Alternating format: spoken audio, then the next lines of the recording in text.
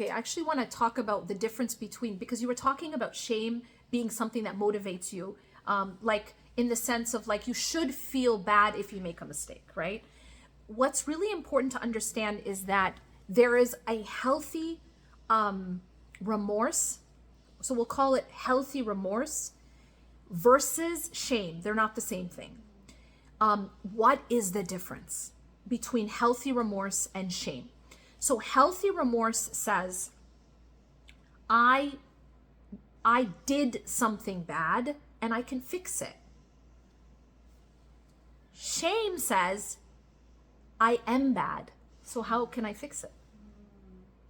There is no motivation to fix something if you believe that the badness is in me. It's not an action, it's something in my core. That's shame. So when I make a mistake, let's rewind. What is the root of all this? When my child makes a mistake, I have to be so careful how I speak to them, because the voice that I speak to my child with becomes their inner voice for the rest of their life. When I mentioned that, why do we beat ourselves up when we make a mistake? Or why do we speak really, really negatively to ourselves sometimes? And the answer is, well, that's what we heard. Or maybe I have an emotion. We were talking about having feelings about our feelings. So say maybe I'm crying. I find myself crying, and then I feel angry at myself that I'm crying. Or I feel like I'm being weak. Where did that voice come from? That was from my childhood. So that's why as parents, it's so important how we speak to our children, especially when they make a mistake, because I am teaching them how to speak to themselves. Make sense? So if they make a mistake, I need to be able to tell them that doesn't mean they are bad.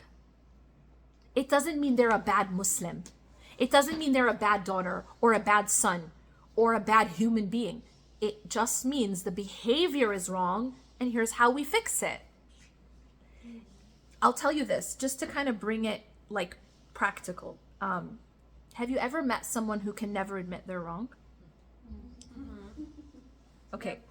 Yeah. Everyone knows someone, maybe we've been accused of that, whatever, right? Do you know where that comes from? That comes from growing up. That comes from growing up in an environment, in a home, where it was not safe to make a mistake, where it was not safe to be wrong. Because when you made a mistake, you were shamed, harshly punished, you were put down, you were rejected, maybe you had love withheld. Remember we talked about conditional love, right? I'll show you love when you do as I say. I'll show you love when you behave perfectly. I'll only show you love when you're perfect. But if you make a mistake, I'll take away love. I'll give you the silent treatment. I'll embarrass you. I'll shame you. I'll put you down. I'll punish you severely. So that person learned it's not safe to admit a mistake. It's not safe to make a mistake, let alone admit it. And therefore, in adulthood, it looks like someone who can never admit they're wrong. It's actually because it wasn't safe to be wrong in childhood. And that's why shame is so dangerous. If you really want to understand, like when you really study and you dig deep, even the worst mental health, the worst personality disorders, like we talk about malignant narcissists, the root is shame. It's actually shame. It's not like, oh, they just have a big ego or they're so arrogant. No, they actually are drowning in shame. And so what happens is because they internally actually very insecure, they actually internally think there's something deeply wrong with them. They think that they are internally not good enough. And so what they always are looking for is external validation. External, they call it narcissistic supply, where it's like, I need constant reassurance that I am okay. How do they do that? Well, they do it by putting people down, because then they feel up. They do it by needing admiration. They do it by showing off. They do it by, abusing others because then I feel powerful. Do you understand? But it all comes from shame. So shame is really dangerous. Shame is very, very dangerous. It's not making someone better. It's actually making someone very unhealthy. So the first thing when it comes to ourselves, because, we were raised a certain way, right? And most of us were raised with shame. Most of us were raised like, you better be perfect or you're not lovable. Sending Abdullah notes as you speak. She's sending notes to her husband. You better be perfect. So here are some of the most common messages that especially us women learned, right? You have to be perfect or you'll be rejected. You have to suppress anger or you will be rejected. You have to always please others or you're not safe. You can't say no to others or you won't be safe. You can't disappoint others or you won't be safe. You can't put boundaries up or you won't be safe.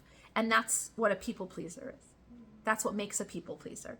It's that in early childhood, if they were to disappoint others or other people were unhappy, it meant they were unsafe. So you got to keep people happy. Always keep people happy. That's a people pleaser. It's a trauma response, actually.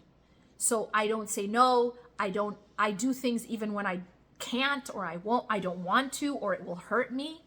But that's because in childhood, it wasn't safe to let people down, right? Now, for us as adults, the first and most important thing we can do is heal ourselves and heal our own shame. That's how we can be healthier in ourselves and as parents and as Muslims and as believers and as spouses. But then we also have to change the way we raise our children, and we have to stop using shame. We have to be able to separate between the action and the human being. Like the man who urinated in the masjid, the action was wrong, but he said the Prophet ﷺ never insulted or shamed me.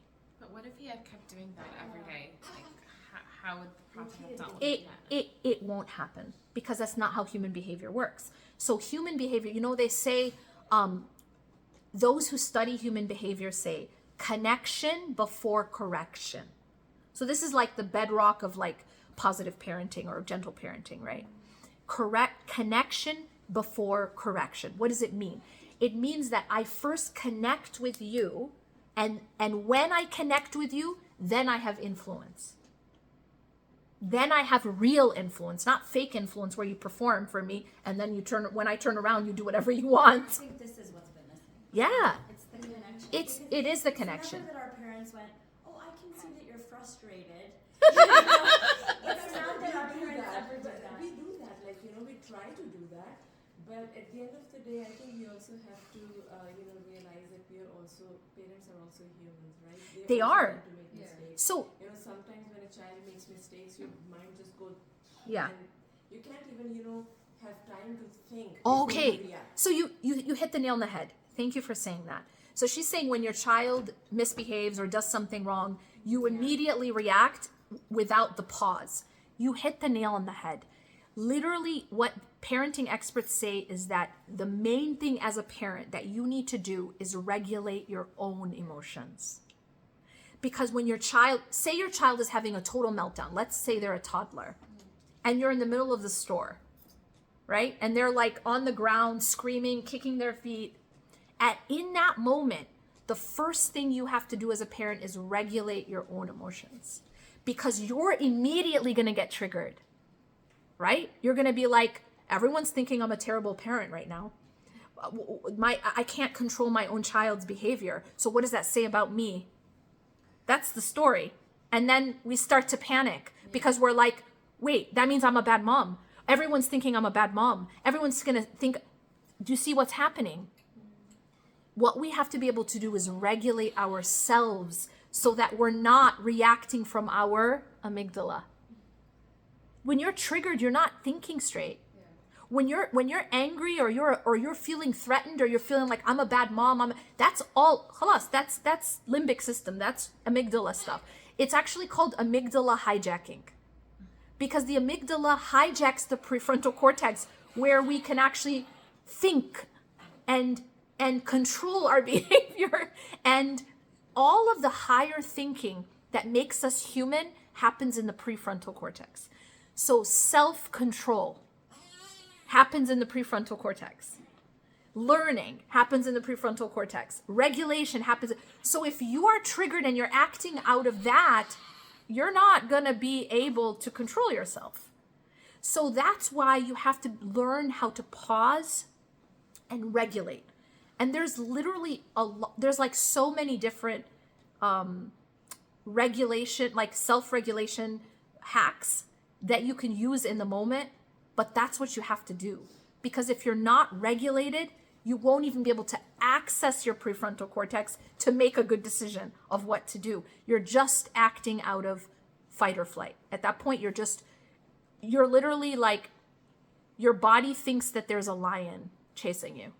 You're just gonna react in whatever way you are trained in your fight or flight response. Whether that's screaming, whether that's, freezing. People have different stress responses, but that's all that's going to take over. So you want to take yourself out of that and get your prefrontal cortex back online. Do you know this is why journaling works? I understand when you're at the store, you're not going to take out a journal and start journaling when your kid's freaking out. But this is why journaling works. Because when you name the emotion, you're forcing your prefrontal cortex to get online. Because you can't write without your prefrontal cortex. You can't write with your amygdala. Do you understand? That's why you journal. When you take deep breaths, you're telling your prefrontal cortex it can come back online because you're safe. That's what actually deep breaths do. Something else that is really quick to calm your nervous system is really, really cold ice water to the face. It's called the diving reflex. Something like ice to the back of the neck triggers the vagus nerve. Again, calms the nervous system. So even ice in the palms. These are things that are just neurologically will calm your nervous system. These are the things we have to start doing so that we're teaching our nervous system to regulate before reacting. I have a question. So the example that you gave, is it different reaction in every culture? Because what you were saying, a child is having a meltdown. Yeah. I would see white people react differently and brown people completely react. Even if you regulate, the community won't let you do that. My husband is born and raised here. I would have a complete different reaction. I'm from Pakistan, and he would be like, take deep breaths. I'm like, get up, you have to do this. So like, You take a deep opposite. breath. So I'm thinking it's more how we were born and raised versus people here. So I have not seen a white person going crazy on their kids, especially if they're having a meltdown. But yes, with brown people, they're more thinking like, what are people doing? Exactly. But where do you think that came from? Probably because you heard it about 5 billion times when you were a kid. Yeah. That's where it came from. So it's not like we just invented it. We heard it was programmed into us. They say it's just like language, just like you learned Urdu or you learned Arabic from your parents. You learned this emotional language. It's a language. And the language says, well, what are people going to say? What are people going to think? They're going to think you're a terrible parent. And then what? They're going to reject you. So then you actually go into panic. That's fight or flight. That is your amygdala because you're actually worried about being rejected. So it's about it's about reprogramming. But you can't do that until you're conscious of it, But can I explain how important this is? I gave this talk about shame just 2 weeks ago at a conference. And I gave the example of the man who urinated in the masjid. You're so triggered, I understand. And I gave that example, and one of the women came up. She's a mom, and she came up after the talk, and she was almost in tears, and she said, "Everything you're saying, I've experienced, and I was so harsh." And she said, "Now my son has left Islam." She said, "My son has already left Islam. And now I'm trying to fix it. I'm trying to heal now. Like heal the relationship. Connection before correction, right? The Prophet ﷺ, he connected with his companions. They loved him. They would have given their life for him. That's how he taught them. He didn't teach them with fear. He didn't teach them with, scolding them and shaming them. And that's not how he taught them. He taught them by the fact that they were connected. They loved him. You want to have influence over your child? Build a connection with your child. Because how is it that their peers have so much influence over them? This is something that Gabor Mate writes about. So one of the big trauma experts right now is Dr. Gabor Mate. And one of the things he talks about is why do peers have more of an influence over our children than we do? And he says it's because if they don't belong with us, they will look for belonging elsewhere. If they don't have belonging in the home, if they don't feel like they belong, they will always find belonging outside, because the human being needs belonging. So that's why we have to have that safe connection with the child. That doesn't mean you let them do whatever they want. Oh, does that mean you let them do whatever they want? That's not, I know that's what you're thinking, right? Because we're so trained. I know it is. I know the thinking. Because we're so trained in the authoritarian mind, which is like control. Here is the problem with authoritarianism. It's control over connection. It's you're choosing control over connection. In other words, you are sacrificing the connection with your child to have control. And that's deadly, because it's connection that's going to keep them healthy.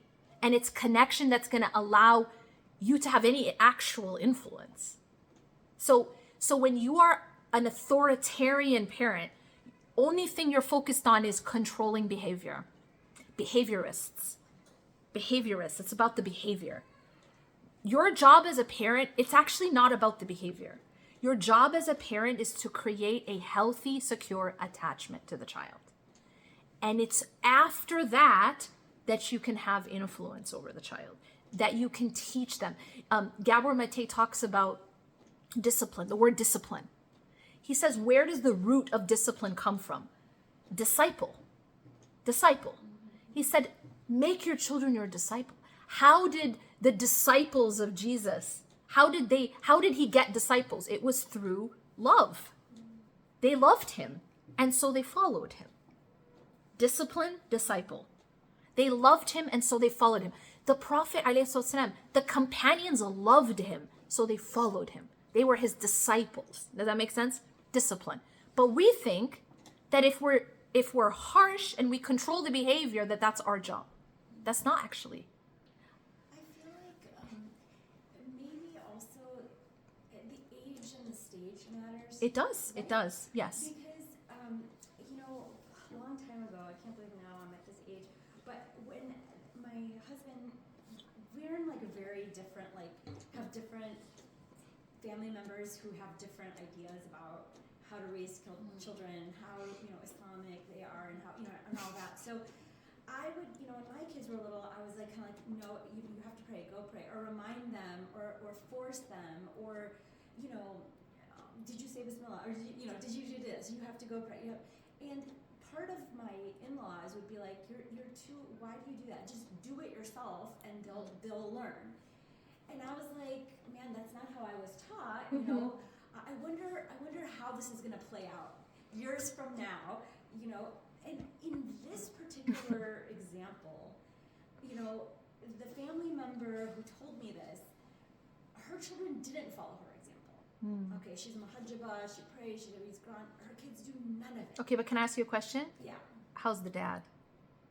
It can't just be the mom. He's the same one. He's the same way. Okay, but So they were. yeah. But they weren't. They just didn't force their kids, or they didn't want to. They didn't like. I thought of it this way, that they didn't want to upset their kids. Ah, Right? They didn't yes. wanna fight with their kids. That can happen. So what it sounds like you're describing. So okay, let's think of it, to simplify it. There are three.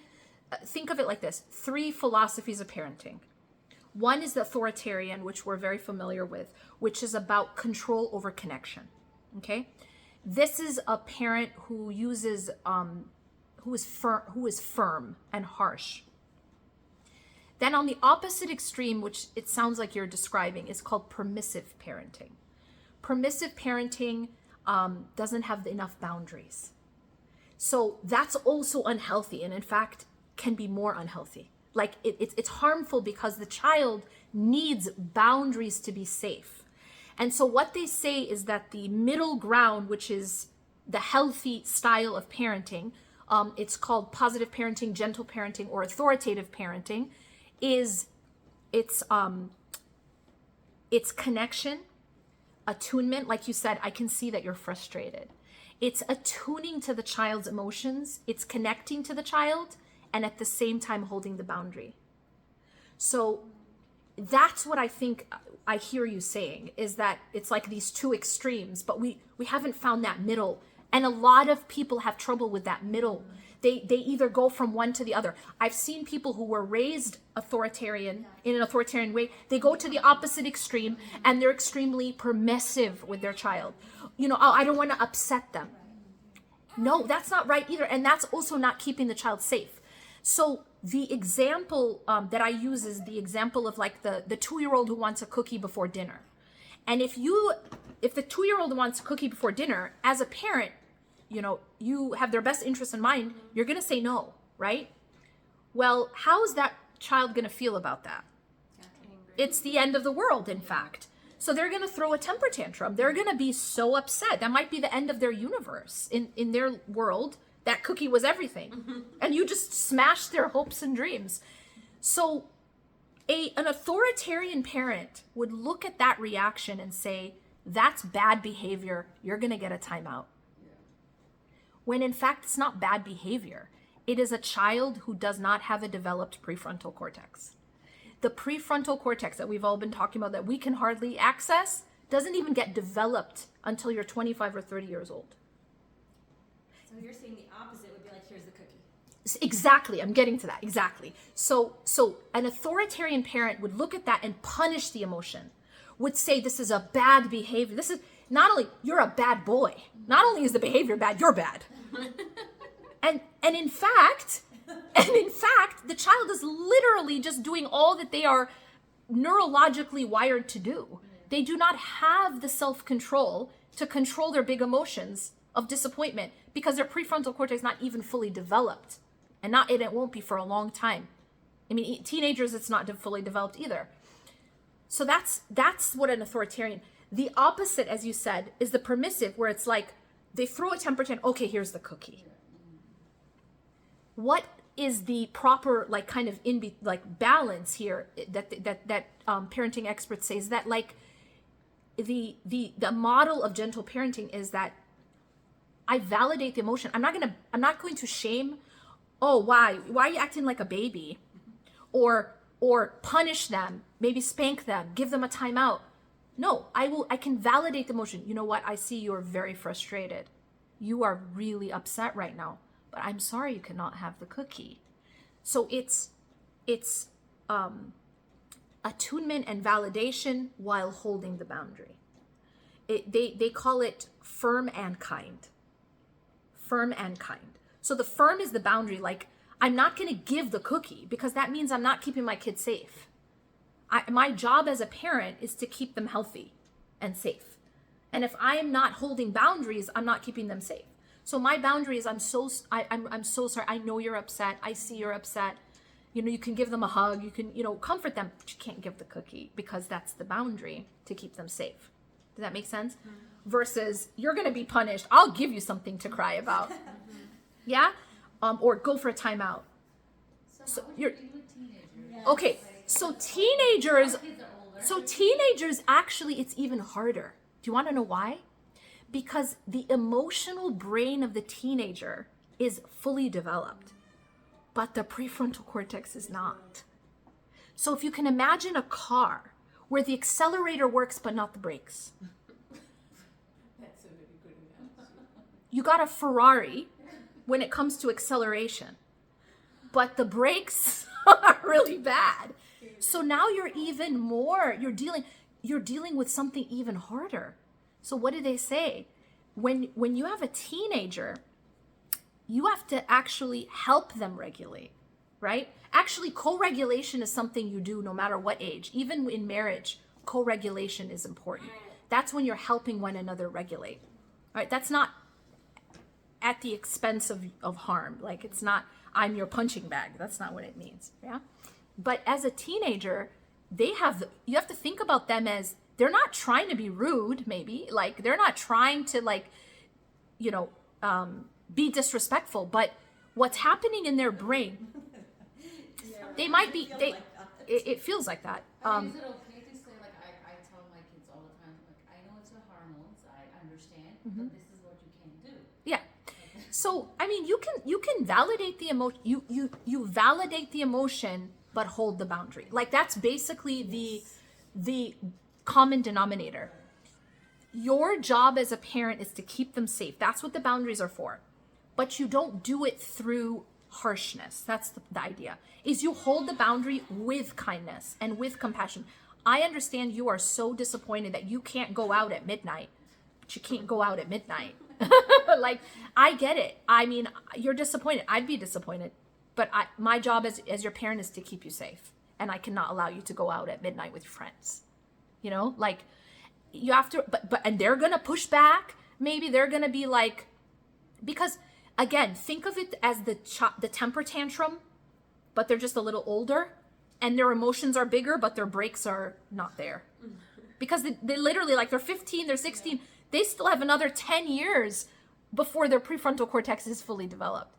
I think you need to talk for mothers with teenage kids. I'm just thinking that, I cannot translate this whole conversation like in a way that you have done, and I know that I'm going to make a mistake. That's what okay. I think, I think mothers. You just said it. You just said it. You don't have to be perfect. It's okay if you make a mistake. Yeah, I just feel that every time I open my mouth, it's not even, I'm trying my best. It's just that, like you said, your amygdala hijacks. Mine, I think, is completely hijacked, like permanently. I think it's the way we say stuff. No, but you, what you said is actually very true. So there is something called chronic fight or flight. Basically, chronic survival mode. So when a nervous system since childhood wasn't safe, right? It wasn't safe, like I said, to express your emotions. It wasn't safe to make a mistake. It wasn't safe to say no. It wasn't safe to hold boundaries. It wasn't safe to disappoint. It wasn't safe to not be perfect. That person actually is constantly in a survival mode. So the amygdala in those brains is actually bigger. Like, it's actually bigger. It's more activated. So you're not imagining it when you say that your amygdala is constantly hijacking. There is a state where we live in this perpetual. It's like a constant survival mode. This is also why we burn out. This is the reason we burn out, because you can imagine the nervous system is tired. The nervous system wasn't supposed to be constantly running away from lions. But at the same time, we're also trying to unlearn, Yeah. and learn, right? True. So our generation is try to have this conversation with our mothers. They'll say, oh, they turned out fine. They are successful because of us, I know that. I know that's exactly what they're gonna say. Yeah. Sister Yasmin, to me, my triggers, and I guess it all boils down to that same basic principle that you cannot change anybody, you can only change yourself, right? Yeah. So Trying to work on yourself. trying to control the rain, trying to control the weather. Yeah, and the thing is that my triggers, honestly, are two things. One is scared of failing. Yeah. Okay, Fear of every failure. area of my life, I want to do my best, right? I want to succeed, and in every area, whether it was education, work, whatever I'm doing, if I work hard, I see the results, and in certain ways, and at home and with the kids, no matter how hard I feel like I'm working, like I'm not getting through sometimes, and it's triggering. When you see the repeated behavior again and again, despite trying trying to be reasonable, trying to hold your pause, trying to, connect, but you see repeated behaviors. Maybe I just lack the patience. I don't know. Maybe you just have to be infinitely patient. But that's my trigger, and then my other trigger is disrespect. And I don't know why I can tolerate many things, but when I feel I'm being disrespected, my amygdala goes off. Yeah. Understood. So I think that's one of the things we didn't experience growing up, because no matter what, I think that's how we were trained. We never talked back. Yeah, exactly. Right? So what's happening is a few things. One thing that I heard is that what you were saying, the common denominator was behavior. It was behavior. And that's because that's how we were raised. Everything was about behavior. But what you're not looking at is what is under the behavior. So in attachment theory, that would be asking, what is the attachment need under the behavior, beneath the behavior? Because behaviorists just look at the behavior, right? It's just like, I just want this behavior. And if I give a cookie, then they'll do, it's like the carrot, right? But attachment theory is about looking at what is the attachment need that is motivating the behavior. And when I get to that, I'm getting to the root. I'm not just moving the chairs on the Titanic, as they put it. So one psychologist was talking about two types of change: first order change and second order change. First order change is just basically you'll change a behavior for a day or two, and then you just go back to the behavior. That is like moving the chairs around on the Titanic. It's not real change. Second order change is when you actually go to the root cause of the behavior. It's understanding what is the attachment need that is missing. What is it that this person is, what is the need underneath the behavior? And when you address that need, then you see real change. How do you figure that out? Well, I mean, that's what we have to work on, right? And that's what therapy is about, and that's what family therapy is about, and especially when it's based. Okay, so there's a type of therapy called emotion-focused therapy. Emotion-focused therapy is the most effective type of family and marital therapy. It was developed by a woman named Sue Johnson, and she just recently died, but she is basically one of the. She talks about attachment theory. So what I would say is looking at her work, looking at attachment theory, emotion-focused therapy. There's therapists who are trained in emotion-focused therapy. And what that would look at is like someone keeps on repeating a certain behavior. Like it's a husband, it's a wife, it's the kids. And it's like you keep on, the example that this therapist said is like the wife keeps asking the husband to close the toothpaste thing. And she's getting so angry because he's not doing it. She's right. She's getting so angry because he's not doing it. So she's like, when you look at this conflict, it's not about the toothpaste. Here's what it's about. Let's look at the attachment need. For her, it's basically she feels like her feelings don't matter to him. She feels like he doesn't care about her request. He's dismissing her. It's not about the toothpaste. It's about, you are dismissing me. You are making me feel like I don't matter. Do I matter to you? Do I even matter? That's the question. So her attachment need is that she doesn't feel seen, or she doesn't feel heard, or she doesn't feel like she's significant to him, or that she matters and her feelings don't matter. So you see, it's much deeper than the toothpaste. And for him, maybe he's like, oh, she's trying to control me, right? She's always finding fault with me. Oh, I'm not good enough. Do you see? So there's always an attachment need underneath the behavior. That's what actual therapy looks at, like effective therapy. That is not just about first order change. You can get first order change for a day or two, but until you get to the root cause, what is the attachment need under the behavior, you don't see real change.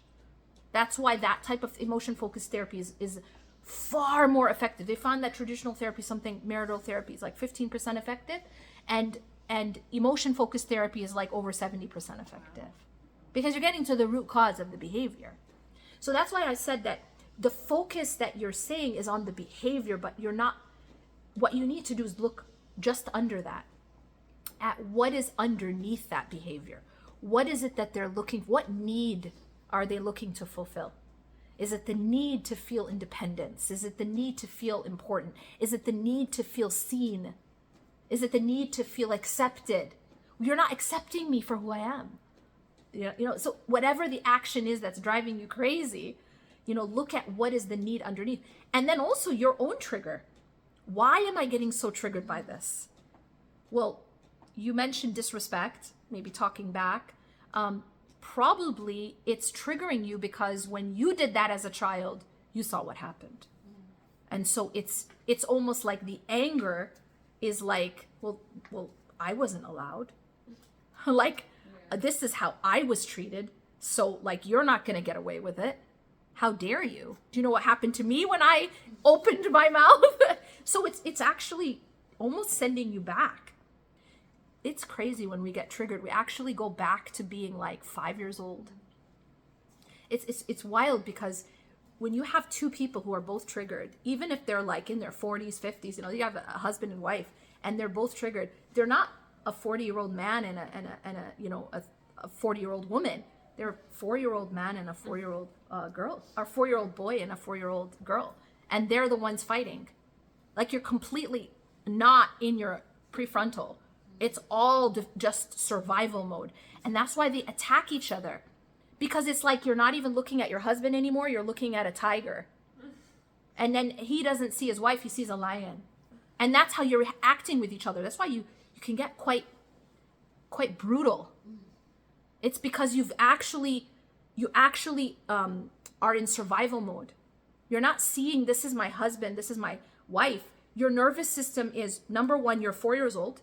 And number two, you're seeing a lion in front of you. You're only in survival. So you're like, whatever I have to do to survive, even if it means I'm going to say abusive words, even if it means that I'm going to cut you down, even if it means I'm going to shame you, I'm going to insult, whatever it is, I have to survive. So this is why it's so important to regulate the emotion. Like, the most important thing to do, the most important skill, let's just say this in a nutshell. The most important skill in mental health, the most important skill in marriage, the most important skill in parenting. You got that? Every relationship is emotional regulation. It's emotional regulation. It's nervous system regulation. It's the ability to go out of the amygdala and into the prefrontal cortex. Because otherwise, I am 4 years old and I am running away from a lion. There is no way that I'm going to make good decisions. I can't. Unless I can get my prefrontal cortex back online, I will never make good decisions. And then I'll regret it later because my relationships are going to be affected. So that's why I'm saying, like, just literally like hacks, like deep breathing, journaling. Like I said, ice water to the face. Diving reflex is one of the fastest ways to calm the nervous system. Ice to the back of the neck and ice in the palms, and even humming. Recently, they found humming with your mouth closed for like 2 minutes calms the nervous system. Try it. It's like you could be really, really anxious and you do that and it calms you down. Going for a walk. Tapping, I think. Yeah. So there's one of the ways to calm the nervous system is to focus on your breathing. So like if you're going for a walk, they say to like look at like something you can, 5 things. Something you can see, something you can hear, something you can feel, maybe something you can taste, because what that's doing is getting you out of your head and into your body. So you can regulate. But that's the key. I'm just saying that is actually the secret key, because if you don't do that, you're only going to be using old programming, and that programming is really toxic. It's really, really unhealthy. How do you regulate yourself if you're like like the example, like being in the middle of a supermarket, a tantrum, but they decide to practice the whole "she's not my mother, he's not my father" thing in Oh public. no. Like, how do you regulate yourself with something like that? That's where you really need the deep breaths. Maybe you should walk around with ice. And throw it at him, right? No, at your No. face. So that's not what you're saying? Okay. No, not throwing it at you. Ice on the face. Okay. You know what's very interesting? The Prophet ﷺ, what did he say? When you're angry, make wudu. That's water to the face. Like he said, if you're standing, sit down. If you're sitting, lay down. Changing your position. Even, and one thing we can teach our children about regulation. Do you know how they like say like naming the emotion. Do you know why that regulates you? Like even just saying, I'm feeling really overwhelmed right now. Just naming it. Do you know what that does? Moves you from here to here. That's why. Because naming requires your prefrontal cortex. Journaling. It requires you to get into your higher brain and out of your survival brain. You know, I've been listening to, like, all I do is listen to podcasts now. I never listen, like, and I was listening to something, and I really felt it. Like, what they were saying was, when your body is what keeps you in the present. Yeah. Your body. Yeah. Yeah. So, like, the breathing, the Yes. senses, Yeah. the 5 senses bring you to the present. Yeah. And when you're in the present, you can regulate. Yes. When you're thinking about the future or you're regretting the past, you're in your head. Yep. But to get out of that, You have to get into the be body. in the present. That's true. And to be in the present, You have to get into your body. Yeah. is what gets you in the Yeah. present. So washing your face, doing wudu. Yeah. Praying True. like does be. Yeah. I swear I'm telling you. Yeah. For me, Yeah. like just like having something to hold, Yep. saying something, being in khushu, like all of that, because you're in your body, I feel like. And Yeah. I don't know. I felt that. Do you know what I didn't know about all this neuroscience, but one thing I like discovered, it would have been like 12 years ago or something, just from experience, is when I was really emotionally flooded. So that means like total limbic system over, has taken over, amygdala has taken over. I found that if I just started playing Scrabble on my phone or like on my computer, and it would calm me down. And I didn't have the understanding why, but it was because that you have to use your prefrontal cortex to figure out how to spell a word. Yeah. So It does calm you down. yeah, a way to get I do my New York Times, all the games, like, when I... Crossword puzzle, before- yeah. Just before Yeah. going to sleep, and my husband says that, you are awakening your mind. You just have to... And I said, no, it's calming me down, and I have to do it before I go Do you know what it's doing? So this is getting you out of your default mode network. So the default mode network is the overthinking. That's the rumination. You know when you're just like in these loops? So when you are using your prefrontal cortex, it takes you out of default mode network, the rumination. So that's why doing the puzzle helps you to get out of your rumination and overthinking. That's also the 5 senses, or like going for a walk. If you go for a walk and you start to like point out what you can see and what you can hear, what you can taste and touch, that also takes you out of the default mode network. That's the overthinking part. So if you're feeling anxious, that's why going for a walk can help. Inshallah. A lot of walking. That's why I'm always walking.